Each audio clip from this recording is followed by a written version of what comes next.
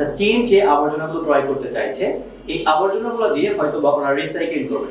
Recycling করার মাধ্যমে plastic আলাদা করবে, গার্বেজ জাতীয় যেগুলো আছে এগুলো আলাদা করবে, এবং এই সম্পূর্ণ প্রসেসিং এর মাধ্যমে তারা কিন্তু যে যে পারপাসে যেগুলো ইউজ করা যাবে সেগুলো কিন্তু ইউজ করবে। এবং এইখান থেকে হয়তো বা দেখা যাবে প্লাস্টিকগুলো রিসাইক্লিং করে অন্য কোনো কিছু তৈরি করবে, এবং গার্বেজগুলো রিসাইক্লিং করে হয়তো বা গ্যাস তৈরি করবে, যে গ্যাস আমরা দাহ্য বা জ্বালানি তৈরি করতে পারি, এবং সেই গ্যাস থেকে হয়তো বা তারা ইলেকট্রিসিটিও প্রডিউস করতে চাইছে। সো অফকোর্স চাইনিজ যে কমিউনিটি চাচ্ছে আমাদের এই গার্বেজগুলো ক্রয় করার জন্য, তাদের কাছে বেটার সলিউশন আছে বলেই তারা এই প্রয়োজনটা দিয়েছে, এবং হোপফুলি এটা বাংলাদেশের জন্য ভালো একটা অপশন হতে পারে, যেখান থেকে বাংলাদেশ কিন্তু আমরা ক্লিনিং করতে পারি। বিদ্যুৎ মানে ইকো ফ্রেন্ডলি একটা জিনিস। আমরা জানি যে অটো রিক্সাগুলো দেখেছি, এগুলো যদিও বাদ দেওয়া হচ্ছে, কিন্তু বিদ্যুৎ চালিত মেট্রো রেল বাংলাদেশ ইতিমধ্যে আছে, যেখান থেকে আমরা দেখেছি কোনো ধরনের যে বাতাসের যে দূষণ এটা কিন্তু হয় না।